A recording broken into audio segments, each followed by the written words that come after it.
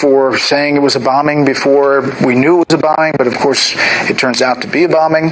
And Hillary Clinton seems very measured and toned down on the plane in her presentation.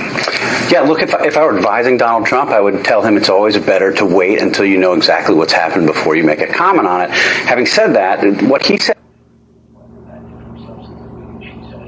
a couple hours later, but really was basically saying the same thing. She said these were bombings in these 3 different places. I think if you're Trump, what you want to do is project strength, and he does that every time. I'm not sure voters are going to be terribly upset that Trump is getting out in front of this in seeming to project a willingness to be proactive and aggressive when it comes to terrorism. Yeah, is there a sense that this is what the country wants as a fighter on this issue? I mean, certainly the way we saw Donald Trump respond to incidents like San Bernardino last year, I mean, all throughout this campaign, voters are responding to the way that Donald Trump talks about terrorism, at least his voters. And the question to be seen in that poll as well, that's a large percentage of the country, but is it a majority? And that's, particularly if terrorism gets back on the front burner as we get closer in the last 51 days, this may be a referendum on which leader you'd like to, which style of leadership you want in the White House. But aren't there independents and moderates who are also sick of people not saying what it is, even though you know what it is?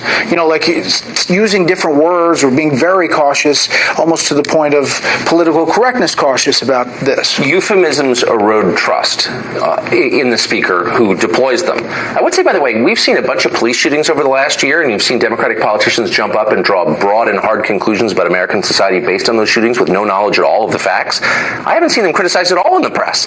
So Trump is being held to a different standard here.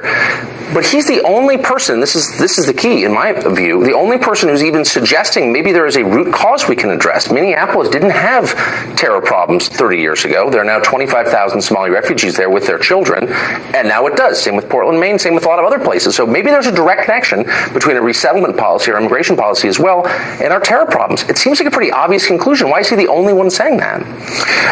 The map didn't go as I planned with the different states, and yes, I know the difference between New Hampshire and Maine.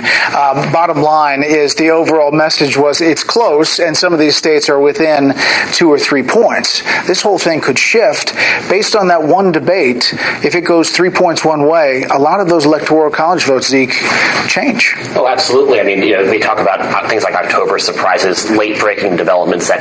If you go by history, the polls are close, but history suggests that Arizona will head towards the Republican way.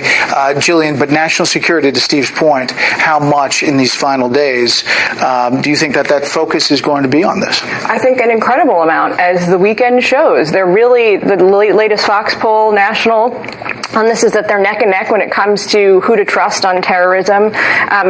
Donald Trump, I think, really took a risk last night. He shot from the hip. He didn't have all the information when he made those comments, and he went for it. And I think that he really connected with people emotionally. So history will judge him probably kindly for calling this a bomb, for calling out, alluding to the fact that it was radical Islamic terrorism. The risk for him becomes not so much in the days between now and November, but if he is elected president and he does make these kinds of leaps, how are the American people going to respond? Because eventually he's going to be wrong, and that's going to be very risky for him. Panel, thank you. After the break, why next Sunday should be called Super Sunday.